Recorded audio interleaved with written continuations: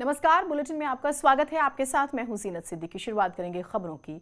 सबसे पहले बात करेंगे आज की सबसे बड़ी खबर की। चारधाम यात्रा पर हाईकोर्ट ने आज बहुत बड़ा फैसला दिया। एक दिन में भक्तों के लिमिट पर से रोक पूरी तरह से हटा दी गई है। अब कोई भी श्रद्धालु चारधाम यात्रा पर जा सकेगा और किसी तरह की कोई रोक टोक नहीं होगी।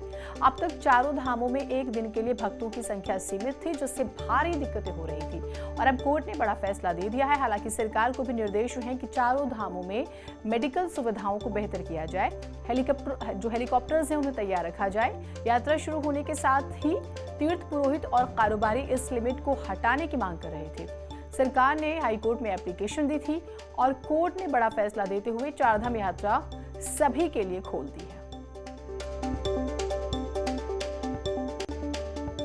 और वर्तमान में जो प्रणाली चल रही है तीर्थयात्रियों को परमिट करने की, उसमें भारी खामियां हैं, जिससे वहाँ पे जो दैनिक रोजगार करने वाले लोग हैं, ट्रांसपोर्टर्स हैं, व्यवसायी हैं और छोटे छोटे कारोबार करने वाले लोग हैं, उनको भारी परेशानी आ रही है।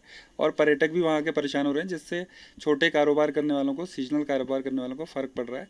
इसलिए उन्होंने ये डिमांड की थी कि जो पिछले आदेश हैं उनमें संशोधन करके और इसमें ई परमिट की व्यवस्था समाप्त की जाए। डिमांड थी सरकार की जो अपर कैप लिमिट जो हटा दिया जाए। जो प्रतिबंधित नंबर था चारों धाम के लिए, उसको अदालत ने समाप्त कर दिया है और गवर्नमेंट के ऊपर छोड़ दिया है कि जितने भी लोग आएँ उनकी समुचित व्यवस्था करें, RT-PCR टेस्ट देखें। अभी माननीय न्यायालय का भी फैसला आ गया। अब यात्रा सुचारू रूप से चलेगी। उसमें उन्होंने कुछ जो पहले संख्या का वो था वो हटा दिया है। इसके साथ साथ अव्यवस्था न हो। पिछले दिनों बहुत जगह जगह से लोगों के, श्रद्धालुओं के बीच में से जो यात्री आ रहे हैं, उनके द्वारा लगातार ये बात आ रही थी कि उनको परेशानी हो रही है जाने में, आने में, रुकने में। तो मैं उन व्यवस्थाओं को भी देखने गया था और सभी प्रकार के निर्देश कर दिए हैं कि प्रदेश के अंदर आने वाले सभी श्रद्धालुओं का सही प्रकार से उनका स्वागत हो, सही प्रकार से वो यात्रा करें और यात्रा अच्छी चलेगी। मुख्यमंत्री पुष्कर धामी भी आज पहली बार केदारनाथ पहुंचे। बाबा केदार का आशीर्वाद लिया उन्होंने और साथ ही कामों का निरीक्षण भी किया। काम में तेजी के निर्देश दिए। मुख्यमंत्री के इस दौरे के बाद तय माना जा रहा है कि कपाट बंद होने से पहले प्रधानमंत्री मोदी भी बाबा केदार के दरबार में जरूर आएंगे।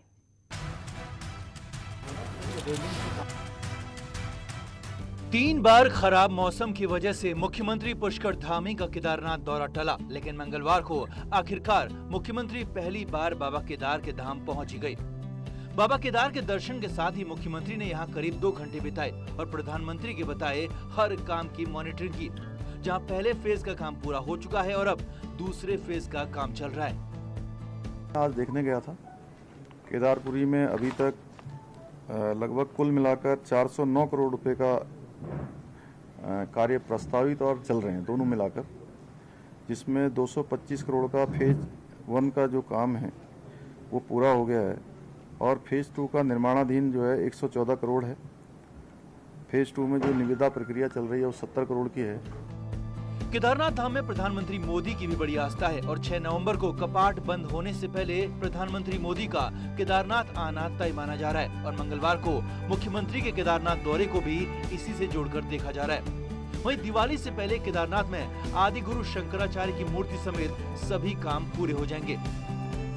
सभी पर काम चल रहा है। पहले चरण का काम पूरा हो गया, दूसरे चरण का प्रारंभ हो रहा है। वहाँ पर शंकराचार्य जी की जो प्रतिमा है जल्दी ही जो है वहाँ पर लग जाएगी, उस पर भी तेज़ी से काम चल रहा है। आस्था पथ का काम भी चल रहा है। वहाँ पर जो सुरक्षा दीवार है उसका भी कार्य चल रहा है। अलग अलग गेस्ट हाउस बन रहे हैं, वहाँ पर तीर्थ पुरोहितों के आवास बन रहे हैं, सभी का काम चल रहा है। सीएम धामी ने बारीकी से केदारनाथ का काम देखा और ये भी तय किया कि 30 अक्टूबर तक शंकराचार्य की समाधि का काम हर हाल में पूरा हो, ताकि पीएम केदारनाथ आए तो उन्हें वही सब कुछ मिले जो उनका प्लान था। दीपांकर भट्ट, न्यूज़ 18, देहरादून। नवरात्र के तत्काल बाद बीजेपी के केंद्रीय चुनाव प्रभारियों की टीम उत्तराखंड में डेरा डालने वाली है। बीजेपी के केंद्रीय चुनाव प्रभारी प्रहलाद जोशी, सह प्रभारी आरपी सिंह और लॉकेट चटर्जी नवरात्र के बाद 3 दिनों के उत्तराखंड दौरे पर रहेंगे। पार्टी के अनुसार दौरे का अधिकांश समय प्रभारी कुमाऊं में बिताएंगे। इस दौरान विधानसभा चुनाव के मद्देनजर पार्टी की मंडल से लेकर प्रदेश स्तरीय मीटिंग भी बुलाई जाएगी। चुनाव अभियान की समीक्षा की जाएगी और आगे का रोड मैप तय किया जाएगा। इसी दौरान पार्टी के राष्ट्रीय महामंत्री BL संतोष भी उत्तराखंड दौरे पर रहेंगे। हमारे जो चुनाव के प्रभारी और सह प्रभारी हैं, इसी महीने उनकी एक बड़ा प्रोग्राम उत्तराखंड को लेकर हम बना रहे हैं। इसी प्रकार से जो आदरणीय महामंत्री संगठन उनका भी प्रोग्राम है, तो संगठन की दृष्टि से, चुनाव की दृष्टि से जो हम लोगों ने एक रोड मैप है उसके अनुसार हम लोग इसी महीने में नवरात्रों के बाद अपने सभी नेताओं के एक विस्तृत कार्यक्रम उत्तराखंड को लेकर बनाया हमने। बीजेपी में एक और विधायक की एंट्री की खबर आ रही है और चर्चा है कि जल्द ही भीमताल विधायक राम सिंह कैड़ा बीजेपी का दामन थाम सकते हैं। और आज तो कैड़ा प्रदेश अध्यक्ष मदन कौशिक से भी मिले, लेकिन कैड़ा की एंट्री से पहले ही उनका भारी विरोध शुरू हो गया है।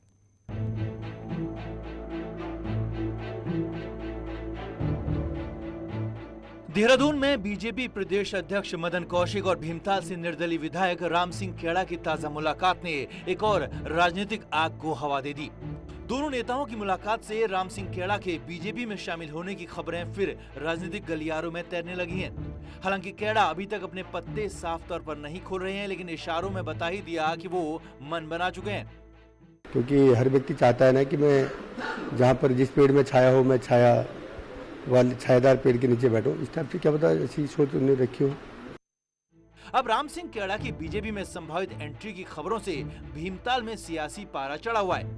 भीमताल के बीजेपी नेता और कार्यकर्ता खुलेआम राम सिंह खेड़ा के विरोध में उतर आए हैं और खेड़ा को किसी भी हाल में चुनाव नहीं लड़ाने का ऐलान कर रहे हैं। आलाकमान को राम सिंह खेड़ा के शिकायतों की पूरी लिस्ट भी भेज दी है।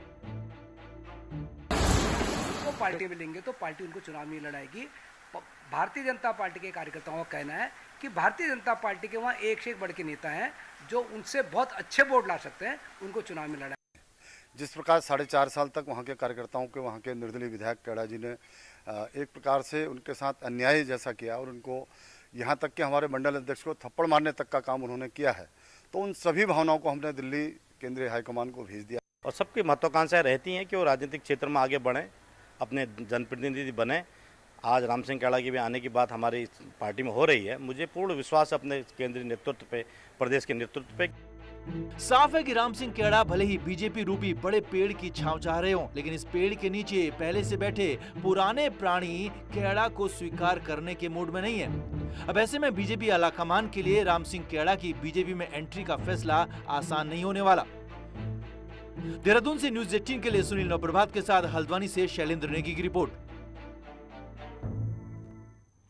मुख्यमंत्री पुष्कर धामी ने सीएम हेल्पलाइन नंबर 1905 की समीक्षा की। इस दौरान सीएम ने अफसरों को निर्देश दिए कि हेल्पलाइन में मिल रही शिकायतों का वक्त पर समाधान किया जाए।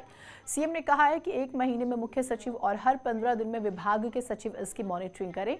उन्होंने कहा है कि जो शिकायतें या शिकायती लेटर सीएम ऑफिस में आते हैं उन्हें भी सीएम हेल्पलाइन में डाला जाए। सीएम ने इस दौरान ऐसे लोगों से भी बात की जिनकी शिकायत और समस्याओं का समाधान सीएम हेल्पलाइन के जरिए हुआ। आपने सीएम हेल्पलाइन में कोई अपनी शिकायत दर्ज करवाई थी?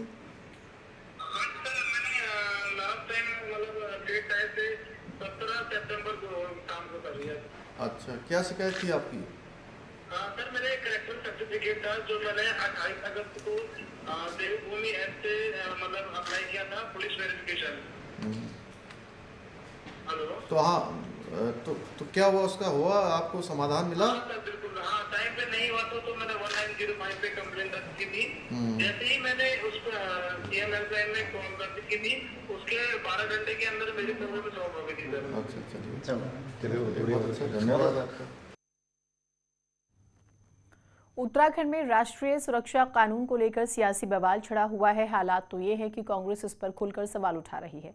राज्य में फरवरी तक विधानसभा चुनाव हो जाएंगे। इस बीच सोमवार को उत्तराखंड सरकार ने अचानक एनएसए लगाने का अधिकार सभी डीएम को दे दिया। कांग्रेस इस फैसले से खुश नहीं है, लेकिन ऐसा क्यों हो रहा है, आप रिपोर्ट देखें।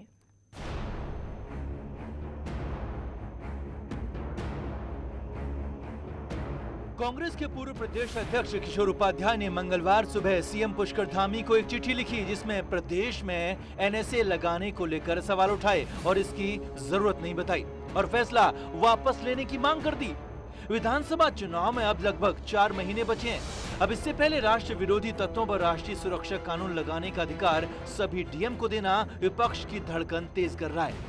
जनसंख्या आंकड़ों के मुताबिक उत्तराखंड में करीब 18% अल्पसंख्यक हैं, जिसमें 14% के आसपास मुस्लिम।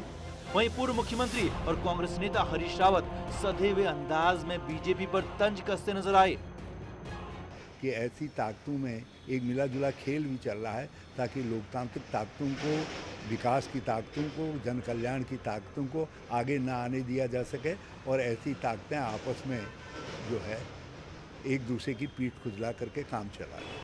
बहुत ही विनम्रतापूर्वक सभी राजनीतिक दलों से भी, सिविल सोसाइटी से भी और मुख्यमंत्री जी से कि वो अपने इस आदेश को वापस लें और मेरे ख्याल से इस समय वही समीचीन भी होगा और उनकी गरिमा को भी बनाए रखने का काम करेगा। राज्य के 2 बड़े जिले हरिद्वार और उधमसिंह नगर में अकेले 20 विधानसभा सीटें हैं।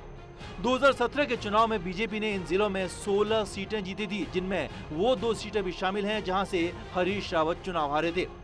चुनाव में ध्रुवीकरण का डर कांग्रेस को अब सता रहा है, लेकिन पुष्कर धामी कहते हैं कि फैसले व्यवस्था बनाए रखने के लिए लिए गए हैं। प्रदेश के अंदर जो व्यवस्था बनाने के लिए जो जरूरी होगा वो सब काम किया जाएगा। हम वार्ता भी करेंगे और वार्ता से बात नहीं बनेगी तो जो काम जरूरी है वो काम होंगे। कुछ दिनों पहले सरकार ने अफसरों को ऐसे लोगों की लिस्ट बनाने के लिए कहा था जो एक समुदाय विशेष से हैं और अपनी गतिविधियां बढ़ा रहे हैं। वहीं कांग्रेस के रणनीतिकार अब इसी बात पर फोकस कर रहे हैं कि इस मुद्दे की काट लाएं तो क्या लाएं। दीपांकर भट्ट के साथ सुनील प्रभात, न्यूज़ 18 देहरादून। न्यूज 18 के स्पेशल इंटरव्यू में आम आदमी पार्टी समर्थकों को कैबिनेट मंत्री गणेश जोशी ने राष्ट्रद्रोही कहा तो बवाल हो गया। यहां तक कि आप नेताओं ने मंत्री को एक कहावत याद दिला दी और लपेटे में कांग्रेस को भी ले लिया। देखिए कुछ एक क्षेत्र जो नीचे के हैं, तराई के, जहां पर मुस्लिम बाहुल्य क्षेत्र हैं, वहां हो सकता है थोड़ा बहुत कुछ कर ले, लेकिन मैंने कहा ना ये तो राष्ट्रभक्तों की भूमि है, वहां पर इनकी दाल गलने वाली नहीं है। तो जो राष्ट्रभक्त नहीं है वही वोट करेंगे दूसरी पार्टी। देखिए सही बात है, जो पाकिस्तान जिंदाबाद के नारा लगाते हो, जब मैच होता हो तो सोचते हो कि पाकिस्तान जीते, तो ऐसे लोग उनके साथ जाएंगे ना, कोई राष्ट्रवादी व्यक्ति जो उनके साथ नहीं जाएगा। न्यूज 18 के इसी इंटरव्यू से राज्य की सियासत में एक बार फिर से बवाल है, भूचाल है। न्यूज 18 को दिए इंटरव्यू में आम आदमी पार्टी समर्थकों को मंत्री गणेश जोशी ने राष्ट्र विरोधी कहा तो आपका पारा चढ़ गया। अब आप प्रवक्ता नवीन पीरशाली ने गणेश जोशी को मशहूर कहावत याद दिला दी और हैरानी इस बात की रही कि गणेश जोशी पर सीधे हमला करने की बजाय कहावत का सहारा लिया। भारतीय जनता पार्टी की गीदड़ भपकियां चलने वाली नहीं है। मेरी बात को अन्यथा ना लिया जाए। हमारे गांव में, पहाड़ों के गांव में एक कहावत प्रचलित है कि यदि कुत्ता आदमी को काटता है तो आदमी पलट के कुत्ते को नहीं काटता, उसको भगा दिया जाता है। जनता इंतजार कर रही है 2022 का भारतीय जनता पार्टी को भगाने के लिए। आप समर्थक खुद को राष्ट्र विरोधी कहने पर बीजेपी को खरी खोटी सुना रहे हैं और साथ ही कांग्रेस को भी लपेट रहे हैं। कांग्रेस को राष्ट्रद्रोही पार्टी तक कह रहे हैं। ये तो बोलने वाले वो पार्टी दूसरी पार्टी को मतलब नीचे गिराने के लिए कहना चाह रहे हैं कि कोई सपोर्ट ना करे, क्योंकि नई पार्टी है, उत्तराखंड में पहली बार आ रही है। चुनावी मौसम में बयानबाजियों का दौर जारी है और न्यूज 18 के इंटरव्यू ने सूबे की सियासत में फिर से संग्राम मचा दिया। अब ऐसे में कौन पार्टी इसे कैश कर जाए, इसके लिए थोड़ा इंतजार करना होगा। देहरादून से भारती सिकलानी के साथ ब्यूरो रिपोर्ट, न्यूज 18 नेटवर्क। और इसी बीच देहरादून से एक बड़ी खबर आ रही है। यहाँ अपने पिता, सौतेली मां, गर्भवती बहन और भांजी की हत्या के दोषी को फांसी की सजा सुनाई गई है। दोषी हरमीत को कोर्ट ने मौत की सजा दी है और साथ ही 1 लाख रुपए का जुर्माना भी लगाया है। दरअसल साल 2014 में दिवाली की रात हरमीत सिंह ने अपने ही परिवार के 5 लोगों को मार दिया था। कारण था जमीन। और अब देहरादून में एडीजे कोर्ट ने इस पर फैसला दिया, दोषी को फांसी की सजा दी है। हरमीत ने जमीन विवाद को लेकर इस पूरे हत्याकांड को अंजाम दिया था और हत्या के मामले में हरमीत का भांजा चश्मदीद गवाह था। उसी ने पुलिस को इस पूरे हत्याकांड के बारे में जानकारी दी थी। निर्णय देखिए ऐतिहासिक निर्णय है देहरादून न्यायालय से। जिस प्रकार का जघन्य अपराध किया गया था उस हिसाब से बहुत अच्छा निर्णय दिया गया है कोर्ट ने और फांसी की सजा दी गई है। मेन बच्चे की गवाही रही है इसमें, जो आई विटनेस भी था और इंजर्ड विटनेस भी था, और जो एक चाकू तेज करने वाला था उसकी विटनेस भी काम आई, क्योंकि जो हरमीत एक्यूज है वह चाकू तेज कराने गया था जिससे उसने हत्या की थी। एक छोटा सा ब्रेक ले रहे हैं, कहीं मत जाइएगा।